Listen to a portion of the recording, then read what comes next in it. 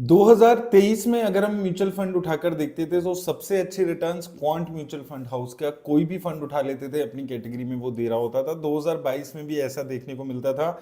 2021 में axis mutual fund होता था और अब 2024 में वही काम Motilal Oswal mutual fund house के सभी फंड्स करते हुए नजर आ रहे हैं। सारे ही फंड्स अपनी कैटेगरी को आउट परफॉर्म कर रहे हैं। तो ऐसा क्यों हो रहा है अचानक से इस फंड हाउस में? ऐसा क्या चेंजेस हुए हैं, क्या इनकी इन्वेस्टमेंट स्ट्रेटेजीज है, वो आज इस वीडियो में हम बात करेंगे। तो अभी अगर आप देखेंगे Motilal Oswal large and mid cap fund की अगर हम बात करते हैं, यहां पर आप देखिए अपनी कैटेगरी में सबसे अच्छे रिटर्न्स देने वाला फंड चल रहा है। ये 1 साल, 2 साल, 3 साल, 5 साल सभी फेजेस में ये अपनी कैटेगरी में सबसे अच्छे रिटर्न्स दे रहा है। 1 साल में 52%, 2 साल में 43%, 3 साल में 29% और 5 साल में भी 29% की कैगर से रिटर्न दे रहा है। 6 महीने में भी बेस्ट म्यूचुअल फंड है अपनी कैटेगरी में, 1 महीने में भी बेस्ट म्यूचुअल फंड है, 3 महीने में सेकंड नंबर पे चल रहा है। तो सबसे अच्छे रिटर्न्स ये जनरेट कर रहा है।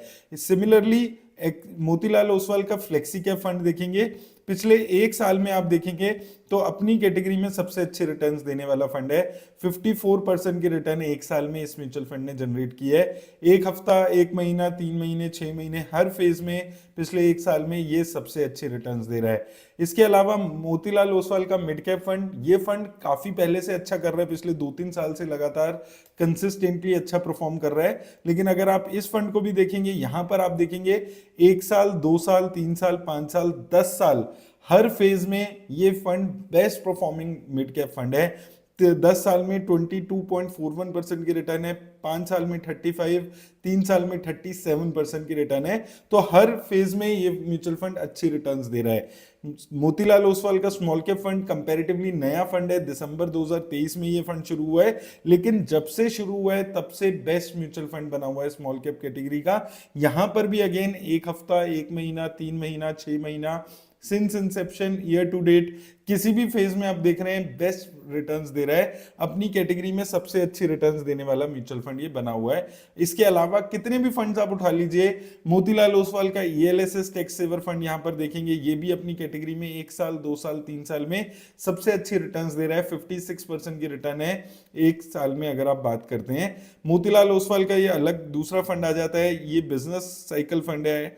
यहां पर भी आपको यही चीज देखने को मिलेगी कि अपनी कैटेगरी में सबसे अच्छे रिटर्न्स देने वाला ये फंड यहाँ पर चल रहा है। यहाँ पर आप 1 साल में, अभी कंपैरेटिवली काफी नया फंड है, तो 3 महीने में देखेंगे तो ये बेस्ट परफॉर्मिंग फंड चल रहा है। इसके अलावा और मल्टी कैप फंड उठाएंगे, मल्टी कैप फंड भी आप यही चीज देखेंगे कि पिछले 1 साल में अगर आप देख रहे हैं जब से ये लॉन्च हुआ है तो one of the best performing fund ये जून से चल रहा है और 3 महीने में सबसे अच्छी रिटर्न्स है।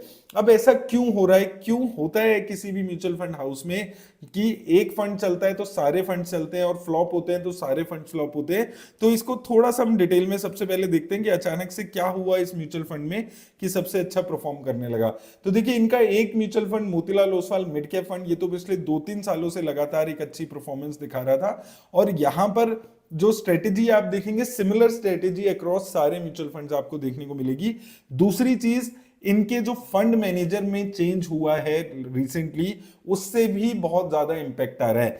तो मिड कैप फंड सबसे अच्छा परफॉर्म करने वाला फंड था, इसको हैंडल कर रहे थे मिस्टर निकेत शाह जी जुलाई 2020 से, और ये फंड लगभग 3-4 साल से ही अच्छा परफॉर्म कर रहा था। इसके साथ साथ रिसेंटली अजय खंडेलवाल जी ने भी इस फंड को ज्वाइन किया है। अब यहां पर आप देखेंगे इनके जो बाकी फंड्स हैं, इनमें रिसेंटली जो फंड मैनेजर्स हैं वो चेंज होते हुए नजर आए हैं। जैसे कि Motilal Oswal flexi cap fund देखेंगे, 2022 में निकेत शाह जी यहाँ पर इसके फंड मैनेजर बन गए, यहाँ पर परफॉर्मेंस आनी शुरू हो गई।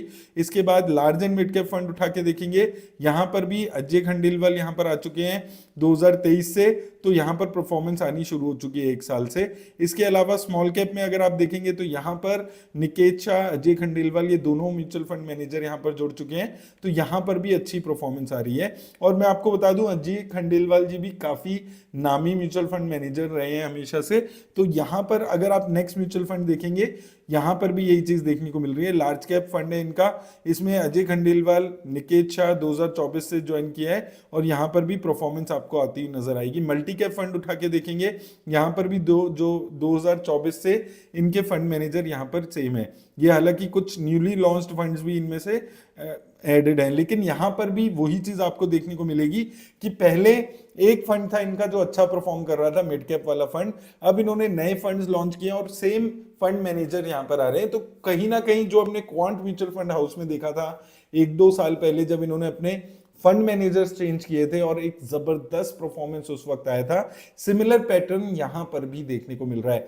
दूसरी चीज, जब भी कोई म्यूचुअल फंड हाउस के आप देखेंगे कि 7-8 फंड्स हैं जो सभी अपनी कैटेगरी में अच्छे कर रहे हैं, तो एक कॉमन चीज नजर आएगी कि 5-6 कंपनीज होती हैं जो इनके ऑलमोस्ट हर फंड में है। जैसे कि यहां पर भी अगर आप देखेंगे तो मल्टी कैप फंड में अगर आप देखेंगे पॉलीकैब, कोफोर्ज, कल्याण ज्वेलर्स, ट्रेंट, जोमेटो, ये कुछ कंपनीज हैं जो ऑलमोस्ट इनके हर फंड में, अच्छे फंड में देखने को आपको मिल जाएंगी।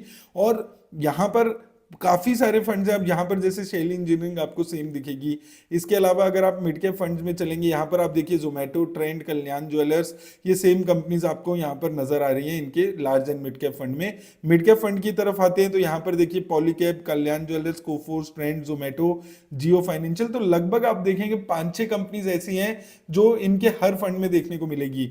फ्लेक्सी कैप में देखने को मिली। अब अगर आप मिड कैप उठाते हैं तो यहां पर भी आप देखेंगे Polycab, Coforge, Kalyan jewellers, Zomato, Trent, Jio financial, Mahindra and Mahindra. तो देखिए यहां पर होता क्या है कि जब भी कोई म्यूचुअल फंड चल रहा है और यहां पर सारे जो म्यूचुअल फंड्स हैं उसमें सेम फंड मैनेजर है और जो इन्वेस्टमेंट स्ट्रेटेजी है वो भी सेम रहती है। और ये जो इनकी इन्वेस्टमेंट स्ट्रेटेजी है वो सिंपल है। बहुत ज्यादा कंपनीज अपने पोर्टफोलियो में नहीं रखते हैं। किसी फंड में 15 कंपनीज हैं, किसी में 20, किसी में 30, इतनी कंपनीज इनके पोर्टफोलियो में हर कंपनी में देखने को मिलेगी। और जितनी भी ये कंपनीज है हाई प्राइस टू अर्निंग की कंपनीज आपको देखने को मिलेगी। आप शैली इंजीनियरिंग देखेंगे, आप इसके अलावा ट्रेंड देख लीजिए, जोमेटो, स्विगी इन्होंने रिसेंटली ऐड किया है, इसके अलावा कोफोर्स, परसिस्टेंट सिस्टम्स, जितनी भी कंपनीज है हाई प्राइस टू अर्निंग की कंपनीज को इन्होंने अपने पोर्टफोलियो में ऐड किया हुआ है और ज्यादा रिस्क ले रहे हैं ये। और एक फंड चल रहा है उसमें सिमिलर कंपनीज है तो सारे वहां पर रेप्लिकेट होती हुई नजर आ रही है। यही चीज हमने क्वांट में देखी थी। सेम फंड मैनेजर्स हैं ऑलमोस्ट इनके सभी म्यूचुअल फंड्स में। तो जब चल रहा था म्यूचुअल फंड तो सारे म्यूचुअल फंड चल रहे थे, जब फ्लॉप हुए तो सारे म्यूचुअल फंड्स एक साथ फ्लॉप हुए, जैसे हमने 2024 में क्वांट के साथ देखा है। यहां पर भी सेम चीज है कि पिछले 1 साल से सारे फंड्स के फंड मैनेजर अब सेम हो चुके हैं, तो चल रहे हैं तो सारे फंड्स एक साथ चल रहे हैं। और अगर आने वाले टाइम में फ्लॉप होंगे इनके म्यूचुअल फंड्स तो भी सारे म्यूचुअल फंड्स एक साथ फ्लॉप होंगे। अभी आपको अब क्या करना चाहिए, देखिए कुछ फंड्स हैं जो हम काफी टाइम से बात करते आ रहे हैं, specifically mid cap fund.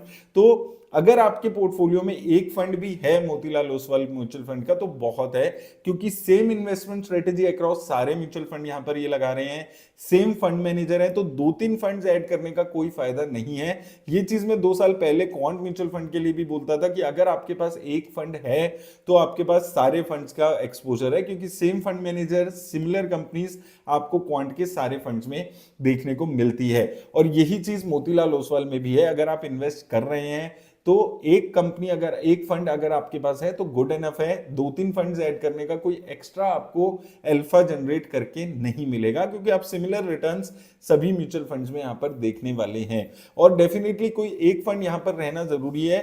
Same चीज हो रही है, एसेट अंडर मैनेजमेंट कम है, म्यूचुअल फंड मैनेजर्स नए हैं, ज्यादा रिस्क ले रहे हैं। देखिए होता क्या है, जो पुराने म्यूचुअल फंड्स होते हैं, म्यूचुअल फंड मैनेजर्स होते हैं जो फंड को मैनेज कर रहे होते हैं, वहां पर पुरानी कंपनीज में इन्वेस्ट किया जाता है। यहां पर आप देखेंगे नई कंपनीज ट्रेंड ढूंढकर इन्वेस्ट किया जा रहा है। अब जैसे ये जोमेटो में इन्वेस्ट कर रहे हैं, सारे फंड मैनेजर्स बोलते थे जोमेटो खराब कंपनी है, ट्रेंड में इन्वेस्ट हो रहा है, पेटीएम में इन्होंने पैसा लगाया हुआ है, स्विगी में इन्होंने पैसा लगाया हुआ है।